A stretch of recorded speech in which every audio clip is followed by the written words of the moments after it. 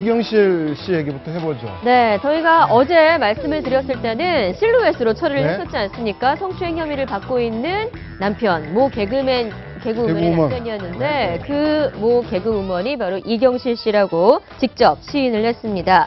자, 적극적인 해명에 나섰죠? 그렇습니다. 이제 이경실 씨가 바로 본인이 남편이다라는 얘기를 공개를 했고요. 이제 당시 상황도 자세하게 좀 이제 밝혔는데요. 그 상황을 좀 보면은 6명의 지인이 함께한 술자리였다라고 얘기를 하고 지금 이제 고소했던 그 원고 측과 실은 A 씨 부부가 싸웠다. 네. 그래서 A 씨 부부의 남편은 먼저 택시를 타고 떠났고 그래서 남겨졌던 A 씨와 또 다른 부부와 함께 이제 이경실 씨 남편의 차로 가다가 그 한 부부를 먼저 내려줬고 네. 그 다음에 이제 문제가 된 A씨 여성과 이제 자신의 남편, 이제 기사가 가게 됐는데 거기서부터 한 10분 거리였다고 합니다. 근데 10분 거리에서 이런 사건이 일어날 수 있을까 하고 자신의 남편은 원래 술 취하면은 자는 이제 그런 이제 버릇이 있는데 이게 어떻게 된 건가? 자신은 아직까지 남편을 믿고 있다. 그래서 이제 지금부터 경찰에 수사가 가게 될 텐데요.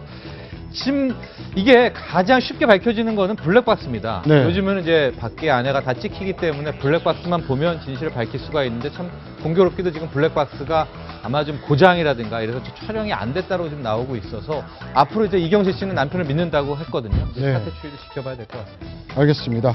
사건의 유일한 목격자가 당시의 운전기사인데 운전기사는 남편 최명호 씨의 무죄를 약간 주장하는 쪽입니다. 한번 보시면 운전기사 A씨 같은 경우에는 실질적으로 그날 밤 아무 일이 없었고 최명호 씨는 차에서 골아 떨어진 상태였다라고 이야기를 하고 있는데 김태현 변호사님 그렇다면 지금 피해자의 증언만 있고 네. 목격자는 남편인 별일 최 씨에게 좀 유리한 증언을 하고 네. 있고 네. 블랙박스 영상은 없고 네. 그렇다면 어떻게 좀 결론이 날 가능성이 높은가요? 근데 이제 성범죄 같은 경우에 기본적으로 피해자 진술을 믿어주죠. 네. 네. 왜냐면 사실 뭐 이 사건이 아니라 다른 사건들, 예를 들어서 뭐 호텔방에서 일어났던 사건들, 지금 뭐 신모 의원, 심학봉 의원 사건도 그렇지만 두 사람밖에 없잖아요. 예. 호텔방 안에 CCTV가 있을 것도 아니고.